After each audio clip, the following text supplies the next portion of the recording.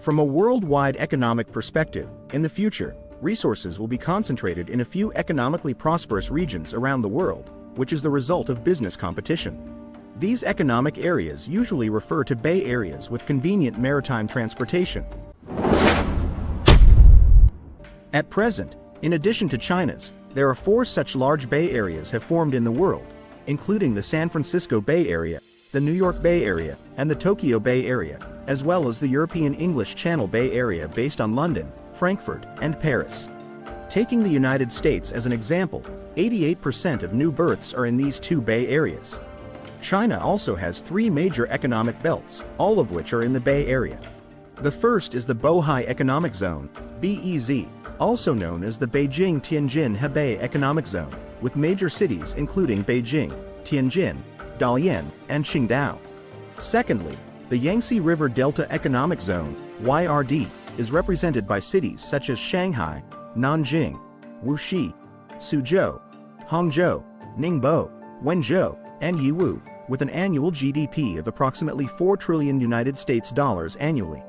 Finally, the Pearl River Delta Bay Area, PRD, is also called the Guangdong Hong Kong-Macau Bay Area, covering major cities such as Guangzhou, Shenzhen, Hong Kong, Dongguan, and Zhuhai. It is worth mentioning that if the Pearl River Delta were considered a country, its GDP would rank at least 6th in the world. The Pearl River Delta is one of the most successful economies in the world, with a GDP exceeding $4 trillion as well. We have another detailed introduction to China's 3 major economic belts for your use, which you can request by email. From a worldwide economic perspective, it has a huge economy with a population of 8 billion and a market size of nearly $100 trillion. We know that the economic development levels of various countries are uneven. This provides a strategy for our products, which are popular in developed countries, to gradually become popular in developing countries. This also further confirms the point we mentioned before. The key to grasping the trend of the consumer market is to pay close attention to changes in per capita GDP. When conducting business in a fixed geographical location, we use future per capita GDP as an important criterion for measuring market trends.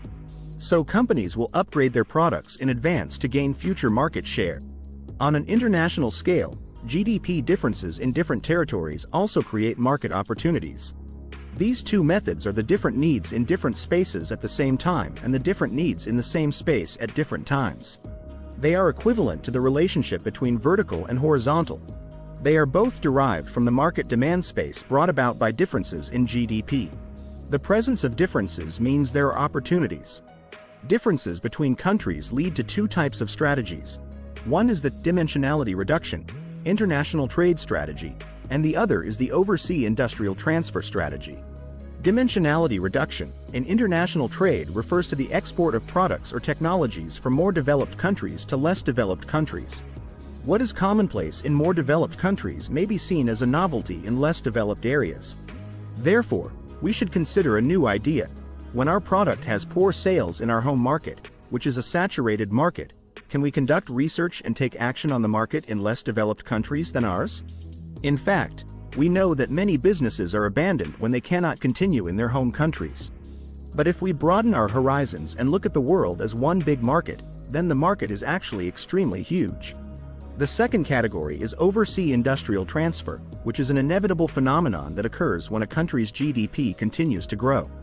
That's due to the increase in production costs. Large-scale production has gradually moved from high-cost countries to low-cost countries. Let's always take China as an example. For some low-tech manufacturing industries, such as home and daily necessities manufacturing, products made in China have remained competitive for over the past 20 years. However, over time, it is undeniable that these industries are bound to gradually lose their competitive advantages due to the increase in labor costs in China and will be transferred from China to other countries. Meanwhile, in the process of development, China has also found emerging industries that cannot yet be replaced by others, for example, such as new energy vehicles and solar photovoltaic industries that have just developed in recent years. Therefore, if a partnership opportunity arises, we need to analyze our industry to determine the best place to land it. To illustrate with an example, a friend of ours a few years ago got involved in an industry that we thought had a bleak future, namely selling PC memory modules and computer graphics card products. These products were extremely popular in China 15 years ago but have now been phased out. He tried to conduct export business through Alibaba, but only found a few customers at the Canton Fair each year. His business was bad and lacked any planning at all. In the follow-up discussion, we discovered a phenomenon worth noting. From a global perspective, PC manufacturing and needs are showing a downward trend. Many functions of PCs have been replaced by mobile phones. The market outlook seems worrying. However, after preliminary research, PC needs are still on the rise in a few countries where computer penetration is extremely low. Then we look back at the development history of the PC industry. 20 years ago, Japan produced almost all the computers in the world, and even earlier, it was the United States. China became the king of PC manufacturing 10 years ago, and its production capacity has taken an absolute dominant position in the global market. However, with the changing times, who will be responsible for global computer production in the next 20 years? What will China do today, decades after taking over this task? Take Lenovo as an example. As a world-renowned computer manufacturer, its stock price trends reflect the profitability of the industry. In fact, Lenovo's net profit margin for producing computers is less than 1%. This industry is already in decline in China. However, for other countries, computer manufacturing is not necessarily a backward industry. Later, we conducted a comprehensive analysis and assessment based on data on regional development levels, economic levels, difficulty of development, culture, population, and other factors of various countries around the world. Through careful research on nearly 140 countries, we finally found the country most likely to become the next major PC assembly country. There is a huge demand for in-house national brands in this country. Because no country wants to endlessly purchase foreign brands but hopes to promote the development of national brands. This internal demand will drive industrial development and form large-scale production clusters, which will gain advantages in international competition in the future. Among many market indicators, we also refer to an important indicator, GDP per capita. By comprehensively analyzing these factors, we found a market worthy of deep exploration. This country is in South America. To achieve deep penetration in this market, we recommend this friend change their strategy. We suggested that he go to this country to run this business locally rather than doing export trade to this country in China. He must be stationed in this country to find the top 10 local PC assembly manufacturers who are willing to become the Lenovo of their country as soon as possible. At this time, he can provide both technical support and hardware products.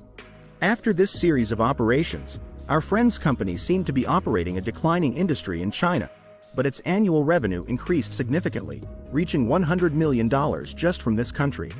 The development of the world economy has its own rules.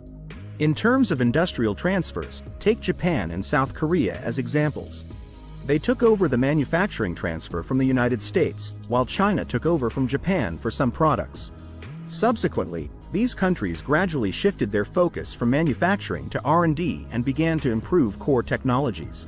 So we need to learn to benchmark, comparing poor countries with developing countries and developing countries with developed countries. For developed countries, benchmarking may be a bit difficult, so innovation and R&D are their only ways to win. These strategies can help us better grasp market and product-changing trends and provide references for future development. Dear friends, what we share with you today is the strategy of utilizing economic differences between countries to lay out in international trade. It's a broader method of looking for opportunities around the world. In this era of fierce competition, we either continue to upgrade our products to catch up with rising GDP per capita within the same geographical area, or we look for people with the same level of product consumption habits on a wider territory scale. One is to update products, and the other is to expand territory.